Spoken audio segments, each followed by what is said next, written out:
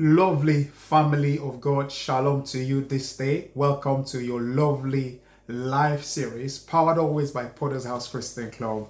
I remain your boy, Bobby. Thank you. Today, the Word of God. The Word of God, as always, we look at house of prayer. House of prayer.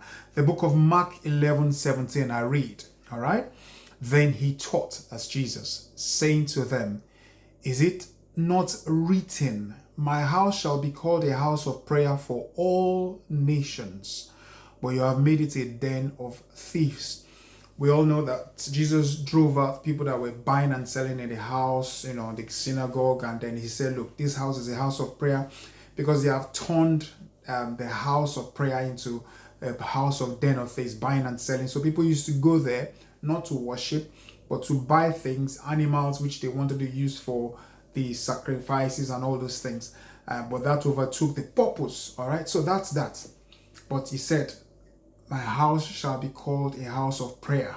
So what is a house of prayer? It's a house of the Lord that is consecrated for prayers and not for bargaining monetary in business. So it's a house, a place, or a person or a people, as it were, consecrated for communion with God, a koinonia with God, vertical communion with God on a regular place, okay? Because the house is no more a place.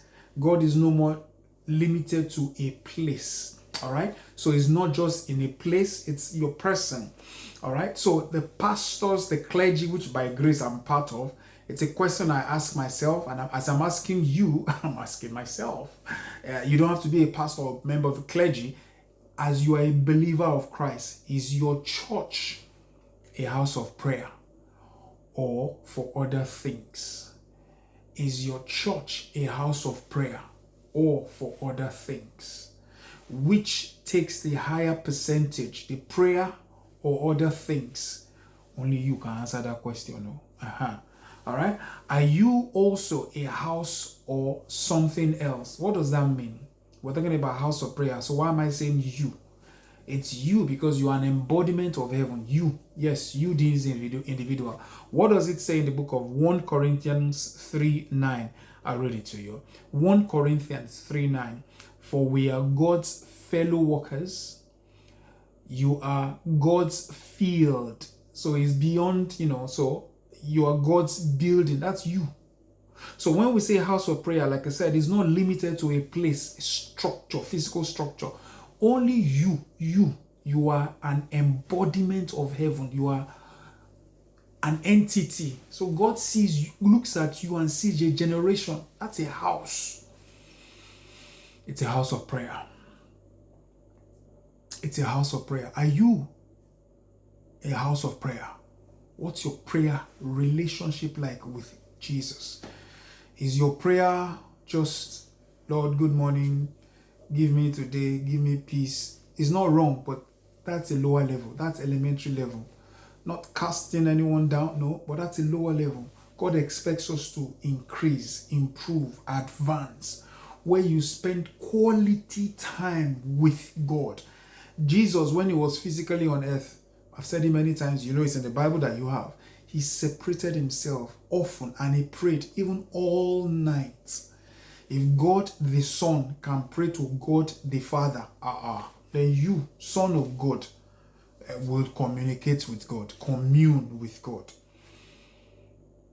Are you a house of prayer or are you lukewarm? What's your prayer life like? What's your prayer session like? Is it just blabbing? Now, it is deep communion. I've said it before and I'll say it again. If you can't pray for long, you don't need to start praying for long. If every time you pray for 10, 15 minutes, stay on that, do it every day. I bet you if you do that for 1 week, 2 weeks, the second week you won't pray for 15 minutes, you will increase. Because there's no way you will talk with God, commune with God, that it remains the same. Except it's not God you are talking to. So are you a house of prayer? My house shall be called a house of prayer. What are you doing in and with your house? How do you commune with God? Do you commune with God to start with? If you don't, it's never too late. It shall be called a house of prayer. Don't turn your house into something else. That is the encouragement for the day, and that is the word of the Lord for you today. Thank you for tuning in. Until we meet again, your house is a house of prayer. Shalom, shalom.